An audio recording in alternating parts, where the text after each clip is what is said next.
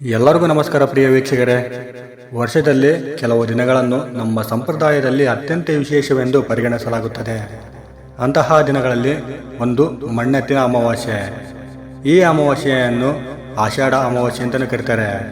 ಈ ಅಮಾವಾಸ್ಯೆಯು ಜುಲೈ 14ನೇ ತಾರೀಕಿನಂದು ಮಂಗಳವಾರದ ದಿನ ಶ್ರೀ ಪರಭಾವನಾಮ ಸಂವತ್ಸರ ಜ್ಯೇಷ್ಠ ಮಾಸ ಗ್ರೀಷ್ಮ ಋತು ಉತ್ತರಾಯಣ ಕೃಷ್ಣ ಪಕ್ಷದಲ್ಲಿ ಬಂದಿದೆ. ಹಾಗಾಗಿ ಈ ಅಮಾವಾಸ್ಯೆಯನ್ನು ಅತ್ಯಂತ ಶಕ್ತಿಶಾಲಿ ಅಮಾವಾಸ್ಯೆ ಎಂದು ಜ್ಯೋತಿಷ್ಯ ಶಾಸ್ತ್ರದಲ್ಲಿ ಪರಿಗಣಿಸಲಾಗುತ್ತದೆ.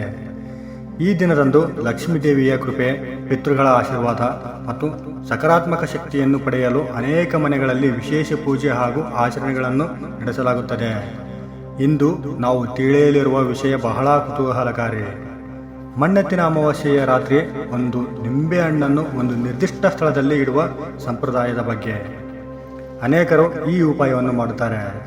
ಈ ಆಚರಣೆಯನ್ನು ಶ್ರದ್ಧೆ, ಭಕ್ತಿ ಮತ್ತು ನಿಷ್ಠೆಯಿಂದ ಮಾಡಿದರೆ ಮನೆಯಲ್ಲಿ ನಕಾರಾತ್ಮಕತೆ ಕಡಿಮೆಯಾಗುತ್ತದೆ, ಮನಸ್ಸಿಗೆ ನೆಮ್ಮದಿ ಸಿಗುತ್ತದೆ ಹಾಗೂ ಆರ್ಥಿಕ ಪ್ರಗತಿಗಾಗಿ ಪ್ರಾರ್ಥನೆ ಸಲ್ಲಿಸುವ ಒಂದು ಸಂಕೇತವೆಂದು ನಂಬಲಾಗಿದೆ. ಕೆಲವರು ಈ ನಂಬಿಕೆಯನ್ನು ಸಂಪತ್ತು ಮತ್ತು ಸಮೃದ್ಧಿಯನ್ನು ಆಹ್ವಾನಿಸಲು ಆಚರಣೆಯೆಂದು ಪರಿಗಣಿಸಲಾಗುತ್ತದೆ.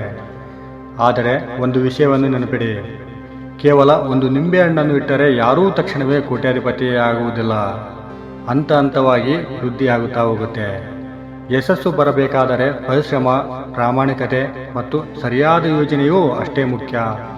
ಹಾಗಾದರೆ ಮಣ್ಣೆತ್ತಿನ ಅಮಾವಾಸ್ಯೆಯ ರಾತ್ರಿ ಆ ನಿಂಬೆ ಹಣ್ಣನ್ನು ಯಾವ ಸ್ಥಳದಲ್ಲಿ ಇಡಬೇಕು? ಅದನ್ನು ಇಡುವ ಸರಿಯಾದ ವಿಧಾನ ಯಾವುದು? ಯಾವ ಸಮಯದಲ್ಲಿ ಈ ಆಚರಣೆಯನ್ನು ಮಾಡಬೇಕು? ಇದರ ಹಿಂದಿರುವ ಆಧ್ಯಾತ್ಮಿಕ ನಂಬಿಕೆ ಏನು? ಈ ಎಲ್ಲ ಮಾಹಿತಿಯನ್ನು ಇಂದಿನ ಈ ವಿಡಿಯೋದಲ್ಲಿ ವಿವರವಾಗಿ ತಿಳಿದುಕೊಳ್ಳೋಣ. ಹಾಗಾದರೆ ಸ್ನೇಹಿತರೆ, ಈ ವಿಡಿಯೋವನ್ನು ಎಲ್ಲಿಯೂ ಸ್ಕಿಪ್ ಮಾಡದೆ ಕೊನೆವರೆಗೂ ನೋಡಿ. ಇಂತಹ ಧಾರ್ಮಿಕ, ಆಧ್ಯಾತ್ಮಿಕ ಮತ್ತು ಜ್ಯೋತಿಷ್ಯ ಸಂಬಂಧಿತ ಮಾಹಿತಿಗಾಗಿ ನಮ್ಮ ಶಿವಶಕ್ತಿ ಕನ್ನಡ ಚಾನಲನ್ನು ಸಬ್ಸ್ಕ್ರೈಬ್ ಮಾಡಿಕೊಂಡು ಪಕ್ಕದಲ್ಲಿರುವ ಬೆಲ್ ಬಟನ್ ಅನ್ನು ಒತ್ತಿ. ಯಾಕೆಂದರೆ ನಾವು ಹಾಕುವ ಎಲ್ಲ ಜ್ಯೋತಿಷ್ಯ ಮಾಹಿತಿಯನ್ನು ನೀವು ಮೊದಲು ನೋಡಬಹುದು. ಸ್ನೇಹಿತರೆ, ಮಣ್ಣೆತ್ತಿನ ಅಮಾವಾಸ್ಯೆಯ ದಿನ ರಾತ್ರಿ ಕೇವಲ ಈ ಒಂದು ನಿಂಬೆ ಹಣ್ಣನ್ನು ಈ ಜಾಗದಲ್ಲಿ ಇಟ್ಟರೆ ಸಾಕು. ನೀವು ಶ್ರೀಮಂತರಾಗುವುದನ್ನು ತಪ್ಪಿಸಲು ಪ್ರಪಂಚದಲ್ಲಿರುವ ಯಾವ ಶಕ್ತಿಯಿಂದನೂ ಸಾಧ್ಯವಿಲ್ಲ. ಅಷ್ಟೊಂದು ಅದೃಷ್ಟ ಈ ಉಪಾಯಕ್ಕೆ ಇದೆ ಮತ್ತು ಶಕ್ತಿಯೂ ಕೂಡ ಇದೆ. ಹಾಗೆಯೇ ಸ್ನೇಹಿತರೆ, ಸಂಪತ್ತಿನ ಅಧಿದೇವತೆಯಾದ ಮಹಾಲಕ್ಷ್ಮಿಯ ಆಶೀರ್ವಾದ ನಿಮ್ಮ ಹಾಗೂ ನಿಮ್ಮ ಕುಟುಂಬದವರ ಮೇಲೆ ಸದಾ ಇರಬೇಕಂತ ಬಯಸಿದವರು ಓಂ ಶ್ರೀ ಮಹಾಲಕ್ಷ್ಮೀ ದೇವಿಯೇ ನಮಃ ಅಂತ ಕಮೆಂಟ್ ಮಾಡದೆ ಮರಿಬೇಡಿ. ಸ್ನೇಹಿತರೆ, ಭಾರತದ ವಿವಿಧ ಭಾಗಗಳಲ್ಲಿ ಅಮಾವಾಸ್ಯೆಯನ್ನು ಆತ್ಮಚಿಂತನೆ, ಪೂಜೆ ಮತ್ತು ದಾನ ಧರ್ಮಗಳಿಗೆ ಅತ್ಯಂತ ಪವಿತ್ರ ದಿನವೆಂದು ಪರಿಗಣಿಸಲಾಗುತ್ತದೆ. ಕರ್ನಾಟಕದ ಅನೇಕ ಕಡೆಗಳಲ್ಲಿ ಮಣ್ಣೆತ್ತಿನ ಅಮಾವಾಸ್ಯೆಯು ರೈತ ಸಮುದಾಯಕ್ಕೂ ಕುಟುಂಬದ ಕ್ಷೇಮಕ್ಕೂ ಸಂಬಂಧಿಸಿದ ವಿಶೇಷ ದಿನವೆಂದು ಆಚರಿಸಲಾಗುತ್ತದೆ. ಈ ದಿನ ಭೂಮಾತೆಗೆ ಕೃತಜ್ಞತೆ ಸಲ್ಲಿಸುವುದು, ಹಿರಿಯರ ಆಶೀರ್ವಾದ ಪಡೆಯುವುದು ಮತ್ತು ಮನೆಯಲ್ಲಿ ಶುಭಶಕ್ತಿಯನ್ನು ಆಹ್ವಾನಿಸುವುದು ಸಂಪ್ರದಾಯಗಳು ಕಂಡುಬರುತ್ತವೆ. ಜನಪದ ನಂಬಿಕೆಯ ಪ್ರಕಾರ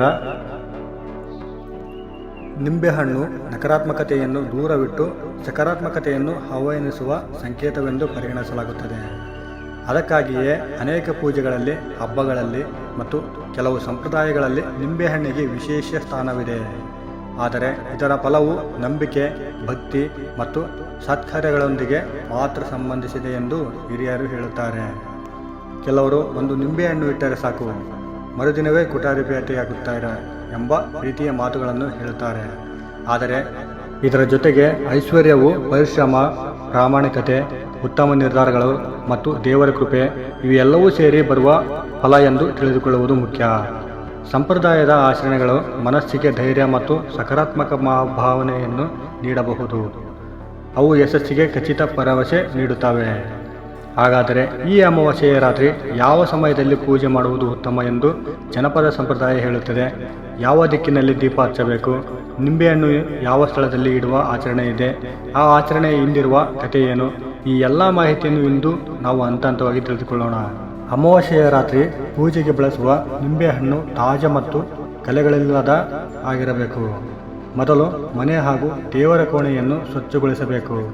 ನಂತರ ದೀಪ ಹಚ್ಚಿ ಇಷ್ಟ ದೇವರನ್ನು ಸ್ಮರಿಸಿ ನಿಂಬೆಹಣ್ಣನ್ನು ಪೂಜೆಯ ಮುಂದೆ ಇಟ್ಟು ಕುಟುಂಬದ ಕ್ಷೇಮ, ಆರೋಗ್ಯ ಮತ್ತು ಆರ್ಥಿಕ ಸ್ಥಿರತೆಗಾಗಿ ಪ್ರಾರ್ಥಿಸಬೇಕು. ಕೆಲವು ಪ್ರದೇಶಗಳಲ್ಲಿ ಪೂಜೆ ಮುಗಿದ ನಂತರ ಆ ನಿಂಬೆಹಣ್ಣನ್ನು ಮನೆಯ ಮುಖ್ಯ ಬಾಗಿಲಿನ ಒಳಭಾಗದಲ್ಲಿ ಒಂದು ರಾತ್ರಿ ಇಟ್ಟು ಮರುದಿನ ಅದನ್ನು ಮರದ ಬುಡದಲ್ಲಿ ಅಥವಾ ಸ್ವಚ್ಛವಾದ ಪ್ರಕೃತಿಯಲ್ಲಿ ಸ್ಥಳದ ಇಡುವುದು ಸಂಪ್ರದಾಯವೂ ಇದೆ. ಇದು ಪ್ರಕೃತಿಗೆ ಗೌರವ ಸಲ್ಲಿಸುವ ಸಂಕೇತವೆಂದು ಹೇಳಲಾಗುತ್ತದೆ. ಆದರೆ ಈ ಆಚರಣೆಗಳು ಪ್ರದೇಶದಿಂದ ಪ್ರದೇಶಕ್ಕೆ ಬದಲಾಗುತ್ತವೆ. ಆದ್ದರಿಂದ ನಿಮ್ಮ ಮನೆಯ ಹಿರಿಯರು ಅಥವಾ ನಿಮ್ಮ ಕುಟುಂಬದ ಸಂಪ್ರದಾಯವನ್ನು ಅನುಸರಿಸುವುದು ಉತ್ತಮ. ಸ್ನೇಹಿತರೆ, ಈ ನಿಜವಾದ ಅರ್ಥ ಏನೆಂದರೆ ದೇವರ ಕೃಪೆಯನ್ನು ಪಡೆಯಲು ಕೇವಲ ಆಚರಣೆ ಸಾಕಾಗುವುದಿಲ್ಲ. ಸತ್ಯ, ನಿಷ್ಠೆ, ದಾನ, ಕಠಿಣ ಪರಿಶ್ರಮ ಮತ್ತು ಒಳ್ಳೆಯ ಮನಸ್ಸು ಇದ್ದಾಗಲೇ ಜೀವನದಲ್ಲಿ ಶಾಶ್ವತವಾದ ಯಶಸ್ಸು ದೊರೆಯುತ್ತದೆ. ಸ್ನೇಹಿತರೆ, ಮೊದಲನೆಯದಾಗಿ ಈ ದಿನ ಬೆಳಗ್ಗೆಯೇ ಮನೆಯ ಸ್ವಚ್ಛತೆಗೆ ಹೆಚ್ಚಿನ ಮಹತ್ವ ನೀಡಲಾಗುತ್ತದೆ. ಸ್ವಚ್ಛವಾದ ಮನೆಗೆ ಶುಭ ಶಕ್ತಿ ಪ್ರವೇಶಿಸುತ್ತದೆ ಎಂಬುದು ಹಿರಿಯರ ನಂಬಿಕೆ. ದೇವರ ಕೋಣೆಯನ್ನು ಶುಚಿಗೊಳಿಸಿ, ಒಂದು ದೀಪವನ್ನು ಹಚ್ಚಿ, ನಿಮ್ಮ ಇಷ್ಟ ದೇವರನ್ನು ಮನಸ್ಪೂರ್ವಕವಾಗಿ ಸ್ಮರಿಸಿ. ನಂತರ ಒಂದು ತಾಜಾ ಹಳದಿ ಬಣ್ಣದ ಕಲೆಗಳಿಲ್ಲದ ನಿಂಬೆಹಣ್ಣನ್ನು ತೆಗೆದುಕೊಳ್ಳಿ. ಅದನ್ನು ಸ್ವಚ್ಛ ನೀರಿನಲ್ಲಿ ತೊಳೆದು ಒರೆಸಿ ದೇವರ ಮುಂದೆ ಇಡಿ. ಕೆಲವರು ಅದರ ಮೇಲೆ ಅರಿಶಿನ ಮತ್ತು ಕುಂಕುಮವನ್ನು ಇಟ್ಟು ಲಕ್ಷ್ಮೀದೇವಿಯನ್ನು ಪ್ರಾರ್ಥಿಸುವ ಸಂಪ್ರದಾಯವನ್ನು ಅನುಸರಿಸುತ್ತಾರೆ. ನಂತರ ಕುಟುಂಬದ ಎಲ್ಲ ಸದಸ್ಯರು ಸೇರಿ ದೇವರ ಆಶೀರ್ವಾದವನ್ನು ಪಡೆಯಬೇಕು ಹಾಗೂ ಎಲ್ಲರೂ ಆ ನಿಂಬೆಹಣ್ಣಿನ ಮೇಲೆ ಕೈ ಇಟ್ಟು ಸಂಕಲ್ಪವನ್ನು ಮಾಡಬೇಕು. ಅದು ಏನೆಂದರೆ, ನಮ್ಮ ಮನೆಯಲ್ಲಿ ಆರೋಗ್ಯ, ಶಾಂತಿ, ಐಶ್ವರ್ಯ ಮತ್ತು ಸದ್ಬುದ್ಧಿ ನೆಲೆಸಲಿ, ನಮ್ಮ ಪರಿಶ್ರಮಕ್ಕೆ ಉತ್ತಮ ಫಲ ದೊರೆಯಲಿ ಎಂದು ಪ್ರಾರ್ಥಿಸುವುದು ಮುಖ್ಯ. ಈ ಸಂಪ್ರದಾಯದಲ್ಲಿ ಪೂಜೆ ಮುಗಿದ ನಂತರ ಆ ನಿಂಬೆಹಣ್ಣನ್ನು ಮನೆಯ ಮುಖ್ಯ ಬಾಗಿಲಿನ ಒಳಭಾಗದಲ್ಲಿ ಅಥವಾ ದೇವರ ಕೋಣೆಯ ಸಮೀಪ ಒಂದು ರಾತ್ರಿ ಇಡುವುದು ಒಳ್ಳೆಯದು. ಹೀಗೆ ಇಡುವುದರಿಂದ ಇದನ್ನು ದುಷ್ಟದೃಷ್ಟಿ ನಿವಾರಣೆ ಮತ್ತು ಶುಭದ ಸಂಕೇತವೆಂದು ಪರಿಗಣಿಸಲಾಗುತ್ತದೆ. ಆದರೆ ಇಲ್ಲಿ ಒಂದು ವಿಷಯವನ್ನು ಸ್ಪಷ್ಟವಾಗಿ ತಿಳಿದುಕೊಳ್ಳಬೇಕು. ಈ ರೀತಿ ಮಾಡಿದರೆ ಖಂಡಿತವಾಗಿಯೂ ಕೋಟ್ಯಾಧಿಪತಿ ಆಗುತ್ತೀರಿ. ಮತ್ತು ಇದು ಜನಪದ ನಂಬಿಕೆ ಮತ್ತು ಕೆಲವು ಕುಟುಂಬಗಳಲ್ಲಿ ನಡೆದಿರುವ ಸಂಪ್ರದಾಯವಾಗಿದೆ. ಜೀವನದಲ್ಲಿ ಆರ್ಥಿಕ ಪ್ರಗತಿ, ಪರಿಶ್ರಮ, ಜ್ಞಾನ, ಸರಿಯಾದ ಯೋಜನೆ ಮತ್ತು ಪ್ರಾಮಾಣಿಕತೆ ಇರಬೇಕು. ಮುಖ್ಯವಾಗಿ ನೀವು ಇದನ್ನು ಮಾಡಲೇಬಾರದು. ಯಾರನ್ನು ಅವಮಾನಿಸಬೇಡಿ.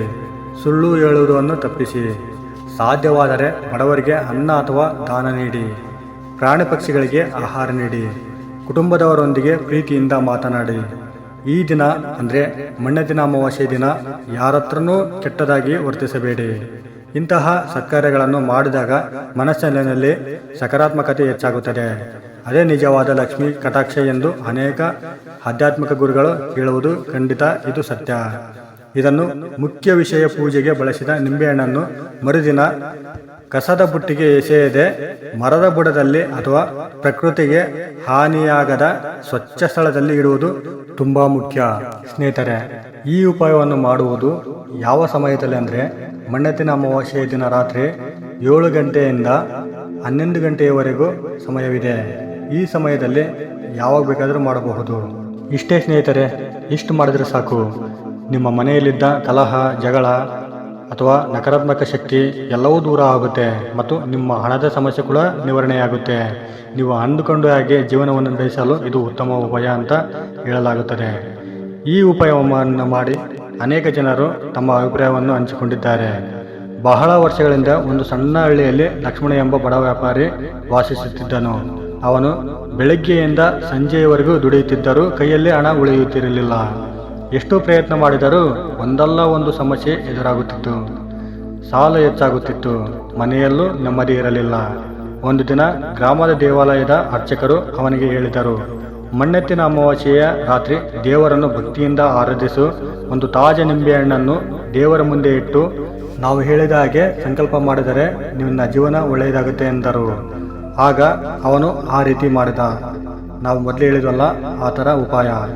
ಪ್ರತಿದಿನ ಬೆಳಗ್ಗೆ ದೇವರನ್ನು ಸ್ಮರಿಸಿ ಕೆಲಸ ಆರಂಭಿಸಿದನು.